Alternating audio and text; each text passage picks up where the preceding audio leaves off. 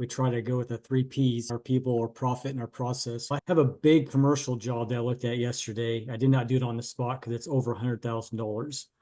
And it's about 40 minutes north of my target area where we work is Ponca City. This one is actually in Ark City, Kansas.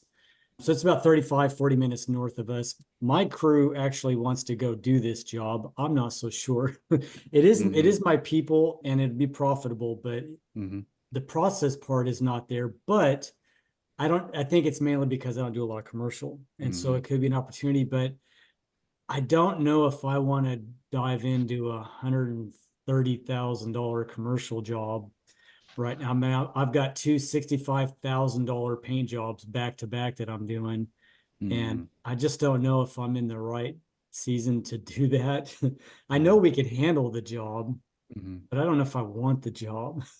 So this is wise. I'm really glad you brought this up. One other factor we need to keep in mind is businesses, when we get jobs, it's not all about revenue. The long-term goal is we want to build referral sources, right? So step nine in the system is staying top of mind because once you're generating 80% referrals and repeat business, like that's easy and highest cash flow, simplest process. You're the only one bidding. Now, in order to do that, we need to create as many direct customers as we can. Now, if we're on a $100,000 job, we're not going to be doing that.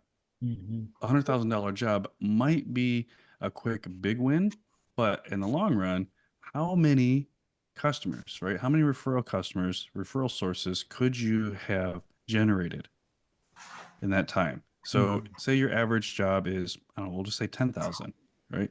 So that's 10 referral networks that you're not going to have.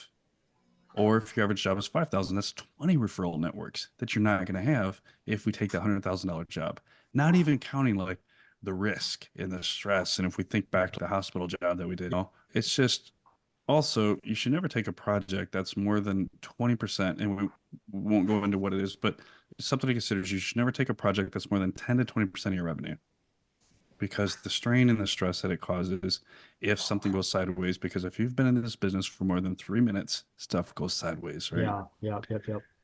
Yeah, as if you have business, I would pass. The only reason I would consider this is if you're a startup and you had capital and you could cash flow it, which is rare for a startup, then consider it. But if you've got work and you've got plenty of direct residential, easy jobs, right? Process. That was my thinking. I just wanted to get Yeah. some other input on it because my intuition was to just pass on it.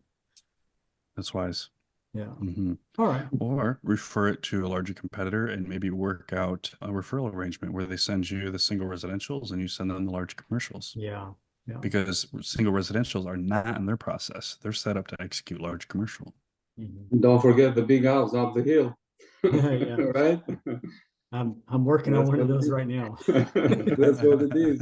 But it's in the referral network. Yeah, you have to stay in the city and don't lose those clients. I'm fixing to start a $65,000 paint job, but it's for a repeat client. It's in a very good neighborhood, and it will definitely land me more work. Yeah, there we go. There you go. Right on. Awesome.